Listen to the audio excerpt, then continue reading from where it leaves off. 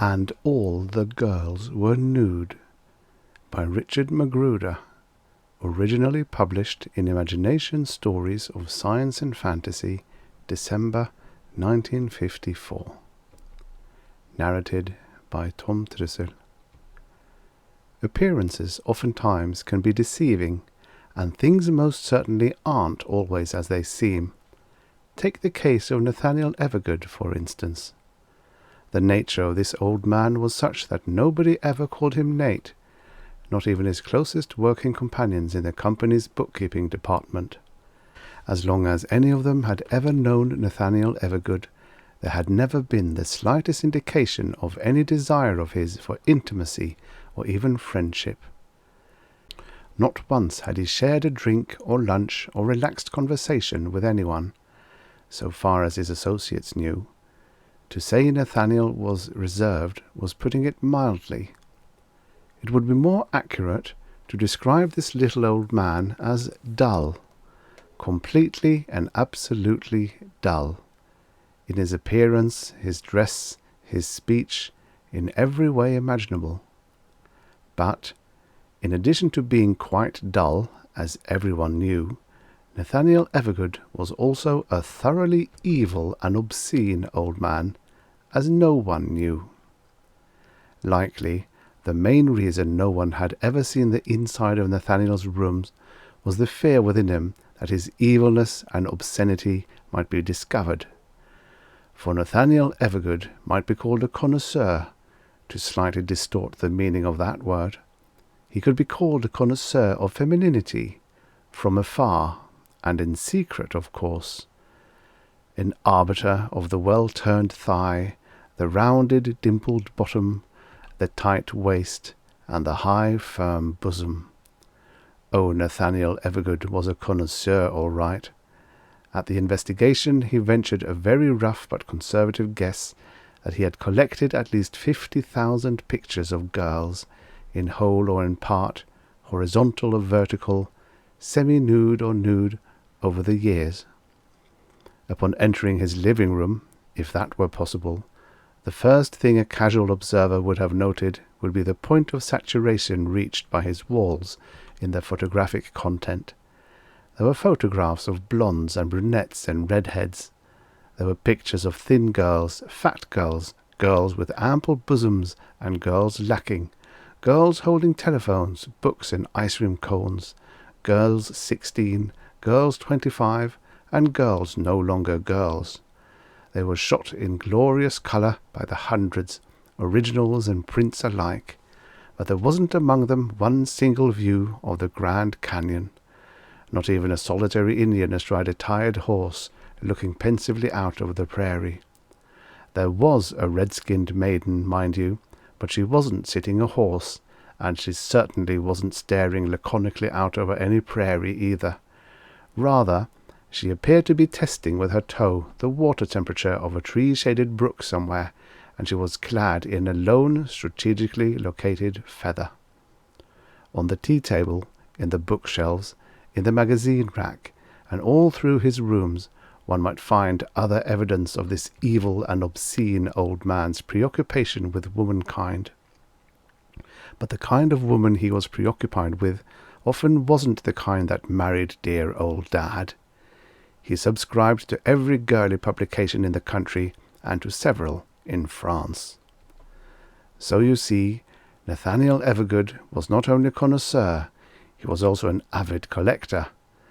There were books, and there were magazines, and there was even a deck of playing cards backed with the most astounding set of pictures you ever saw. That anyone could sit down to a game of Old Maid or Snap with that deck of cards is inconceivable, to say the least. But such an evil and obscene old man as Nathaniel Evergood likely never played games with his cards anyway. He would much prefer to just sit and look at them, the reverse side, of course. He later said he probably spent almost half his really quite meagre earnings for up-to-date additions to his extensive collection, the girly magazines, playing cards, and prints he received from various mail-order houses, sent, as the advertisements testified, in a plain, unmarked envelope. But the other half of his collection, the photographs, mounted, unmounted, matte, and glossy enlargements and contact prints, Nathanial Evergood came by in an entirely different and somewhat novel manner. These resulted from his ability as a fairly advanced amateur photographer. Over the years, Nathaniel had acquired 3 fine cameras, an excellent enlarger, 2 contact printers, electronic flash units, interchangeable lenses, filters, sunshades and lens caps, extension tubes and tripods. In short, Nathanial Evergood was well equipped to take photographs of just about everything. He had the equipment, and he had the necessary technical knowledge and facility, but invariably he passed up the usual pictorial, architectural, human interest, interpretive and abstract photographs, even when the opportunities for truly fine shots were there. Instead, he took roll after roll, pack after pack, and cartridge upon cartridge of girls. Nothing but girls. All sorts of girls. Just girls. At the investigation, Nathaniel suggested that the presence of a camera introduced on the scene in a gentlemanly and courteous manner was enough to cause almost frenzied unlocking and unzipping by even the most demure and prudish female. Ladies, Nathaniel said wisely, love to have their bodies recorded for posterity. Oh, he was certainly a very evil and highly obscene old man, was Nathaniel Evergood, if you ever saw one. But the full import of what his evil old soul and obscene little mind contained would probably escape the casual observer, unless he happened onto a tiny cubbyhole at the back of the rooms occupied by Nathaniel. This was the sanctum sanctorum, so to speak, of his thin little heart, for here Nathaniel Evergood guarded jealously a secret utterly beyond belief. He fancied himself to be something of an inventor, and he was, too, of a sort. His ardent and relentless pursuit of photographic subject matter during the years had led him into situations demanding full knowledge of his craft, from a technical rather than from an artistic point of view. Thus, this inventive turn of mind was given an able assist by his understanding of the theory, optics, and chemistry of photography. And now, he was just putting the finishing touches to the most important project in his entire life. Basing his plan of action on the simple optical theory of astigmatism, Nathaniel designed a lens. Astigmatism, he had learned, results in the human eye, as well as in manufactured lenses of certain formulae, in the failure of horizontal and vertical target lines to reach a common focus. So his lens was designed intentionally astigmatic, allowing focus to be brought on one group of target lines or another, but never on both simultaneously. To the front of the lens mount, he added a front-surfaced prism and a filter, carefully ground and tinted internally the precise color complement of human flesh. He reasoned, quite accurately as it turned out, that the prism could gather all the colors of light together and converge them at the focal plane of the lens as pure white, thus eliminating all color. But, at the same instant, the complement filter replaced last the flesh color of the object focused upon, and subsequently recorded on film. Then, in one fell swoop, the lens allowed Nathaniel to focus carefully on one group of target lines, in this case, the female form underneath its covering, automatically throwing an opposing group of lines out of focus, the covering over the female body in his case. The prism was busily gathering together all color and converting it into pure white light, while lastly the complementary filter replaced the color of flesh to the image, and finally to the photograph. You see the possibilities, of course. By replacing the normal lens of one fine camera with his invention, Nathaniel Evergood was now equipped to photograph in rich, natural color the female form, divine, unfettered by any or all clothing. Well, this day in particular, Nathanial Evergood stationed himself, poised like a pointer, at his window, camera in hand, invention in place, waiting impatiently for the first likely subject to appear. And, shameful as it must seem, this evil and obscene old man was quite noticeably drooling right from one side of his pinched little mouth. He heard the saucy click of her heels on the pavement a full 30 seconds before she swung gracefully into his myopic line of sight. She was blondish, not too blonde, understand, but just blonde enough, and she was a true blue blonde at heart, if you know what I mean. Shutter, set at 1/200th of a second. Diaphragm, 5.6. Film, real life color. Rangefinder, superimposed. Click, click, click, click. 4 shots, 4 beautiful pictures, in color too, before she was gone on down the street. With incredible speed, this evil and obscene old man descended from his window perch and scuttered back to his little cubbyhole. He darkened the room and unloaded the automatic sheet film holder. No attempt can be made to describe the gnawing impatience that Nathanial Evergood felt as he sloshed the sensitized emulsions through the series of solutions for the precise time required for true color rendition, as, after 90 long minutes, he washed the sheets and finally held them up to the light for the first wide-eyed look. She was there all right. His swaying blonde, she was there, all of her.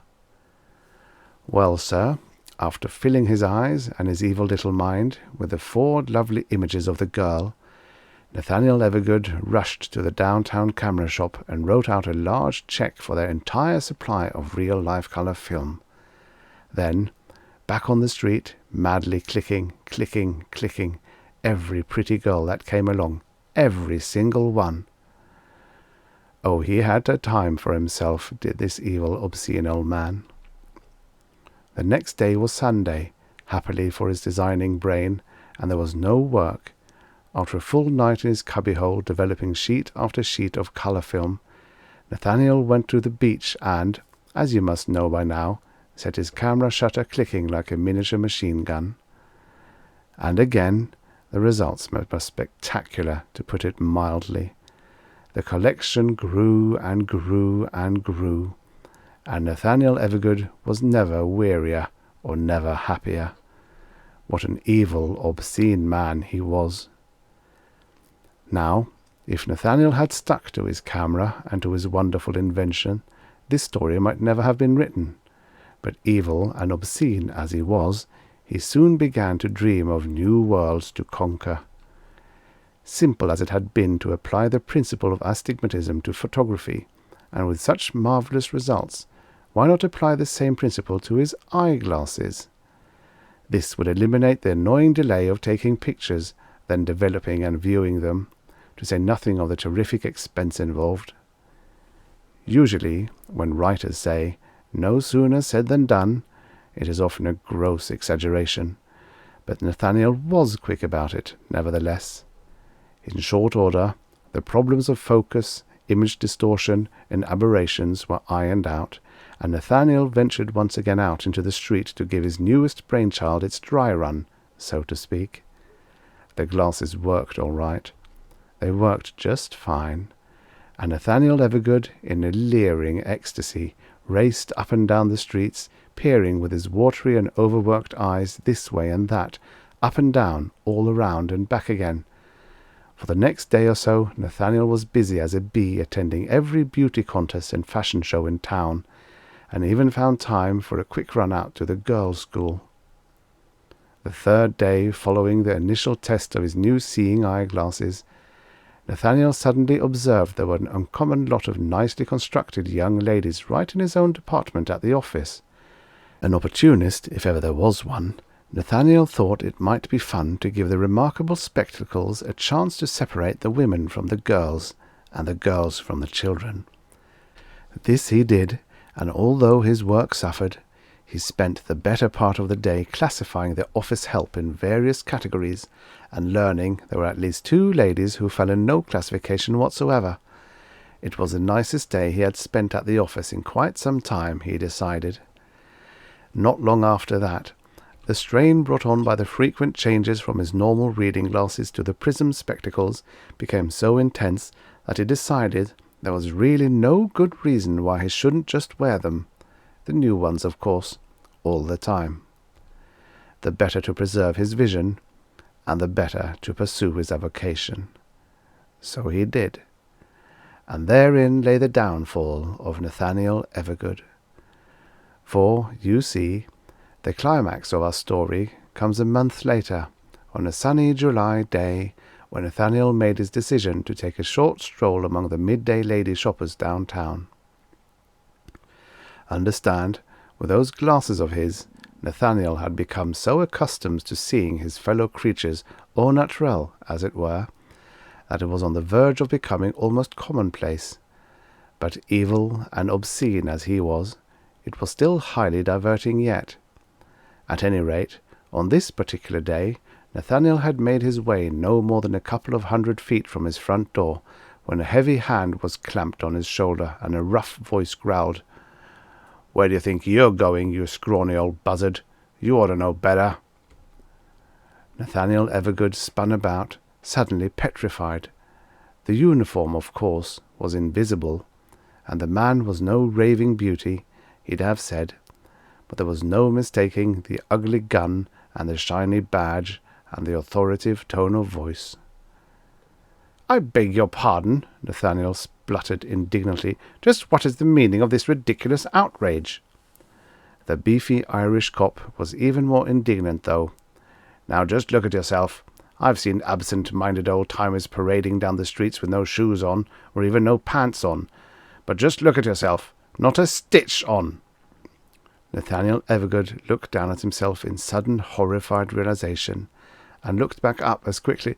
But, he began, "everybody else—" But then, of course, he had to stop. Well, the upshot of it was that the officer hauled him back into his rooms to get some clothes on before casting him down to the station house. As it was, before they entered the apartment, Nathaniel stood to get 10 days' probation or a token fine for forgetting all his clothes, Irish cops being ordinarily an understanding lot. But when confronted by the staggering array of unclad femininity, this Irishman flushed a deep red, spewed an amazed Irish blasphemy, and then roared like a lion. And don't think the officer didn't check the evidence carefully, with the proper degree of loathing, of course, before shoving Nathaniel unceremoniously down the street to call the paddy wagon. Of a certainty, things went much worse for the evil, obscene Nathaniel Evergood than they might have, had not this righteously outraged policeman done his duty as he saw it.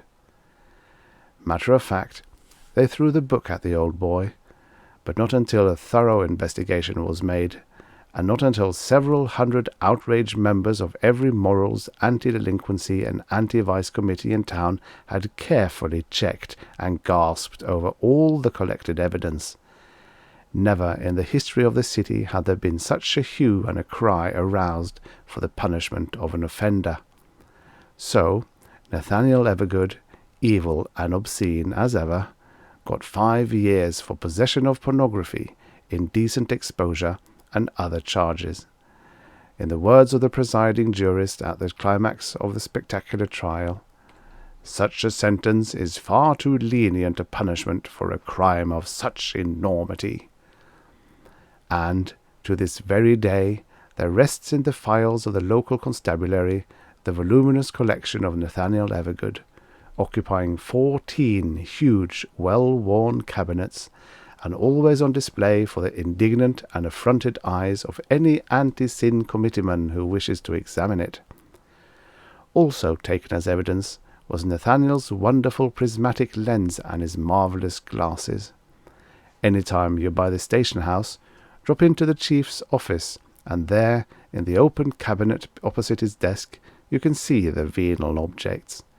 Now, though, the lenses are pretty scratched and worn, but they're still the same two inventions of that ingenious but evil and obscene old man, Nathanial Evergood, number 5049.870.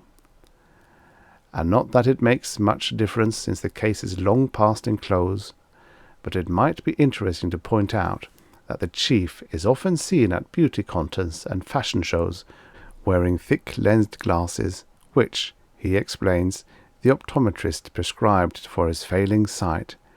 And I don't know if it's true or not, but they say the chief is also the biggest customer the local camera shops have for a certain product called real life-color film. Not that it makes much difference now.